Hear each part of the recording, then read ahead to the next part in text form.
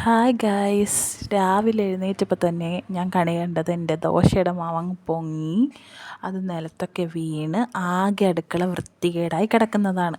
അപ്പം ഞാൻ വിചാരിച്ചു എന്നാൽ പിന്നെ വേഗം ക്ലീൻ ചെയ്ത് ഇളക്കി വെക്കാം, അല്ലെങ്കിൽ പിന്നെ ഇനിയും നമ്മുടെ അടുക്കള വൃത്തികേടാകുമല്ലോ. അതുകൊണ്ട് വേഗം മിക്സ് ചെയ്ത് മാറ്റി വെച്ചിട്ടോ. എന്നിട്ട് പിന്നെ ഞാൻ നോക്കിയപ്പോൾ ഇത്തിരി പാലേ ഉണ്ടായുള്ളൂ വീട്ടിൽ, കാരണം അടുത്തുള്ള കട അടച്ചിട്ടേക്കാണ്. ഇനി എനിക്ക് പുറത്തു പോയി മേടിക്കാനുള്ളൊരു ക്ഷമയില്ല. ഞാൻ വേഗമുള്ള പാൽ കൊണ്ട് കുറച്ചെടുത്ത് മോന് ബൂസ്റ്റും വെച്ച് കുറച്ചെടുത്ത് എനിക്ക് ചായയും വെച്ചു. ആ ചായയാണെങ്കിലോ വൻ ഫ്ലോപ്പായിരുന്നു. വേറെ ഒന്നുമല്ല കേട്ടോ, ചായപ്പൊടി കുറച്ച് കൂടുതലായിപ്പോയി. കുറച്ചധികം കൂടുതലായിപ്പോയി എന്ന് പറയാം. അപ്പം ഞാൻ ചായപ്പൊടി കൂടുതലായതുകൊണ്ട് എനിക്കാണെങ്കിൽ ഒരു ദിവസം തുടങ്ങുമ്പോൾ ചായ നിർബന്ധമാണ്. രാവിലെ എഴുന്നേൽക്കുമ്പോൾ തന്നെ പല്ല് പോലും തേക്കാതെ വേണം ഞാൻ ചായ കുടിക്കും. അതും പാൽ ചായ തന്നെ വേണം. അതായത് കട്ടൻ ചായ അത്ര ഇഷ്ടമല്ല. പിന്നെ ആ ചായ കളയേണ്ടി വന്നു. എനിക്ക് ഇന്നത്തെ ദിവസം ചായ കുടിക്കാൻ പറ്റിയില്ല. എന്ത് ചെയ്യാനാ, ഇന്നത്തെ ദിവസം തലവേദന.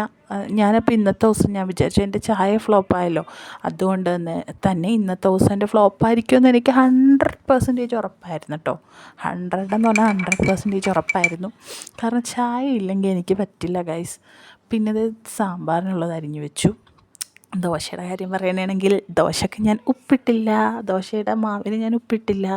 അത് മറന്നുപോയിട്ടാണ്. അതെല്ലാവരും മറന്നു പോകില്ലേ ചില സമയത്ത് ദോശയുടെ മാവിന് ഉപ്പിടാൻ. ഞാനും മറന്നുപോയി ദോശയുടെ മാവിന് ഉപ്പിടാനായിട്ട്.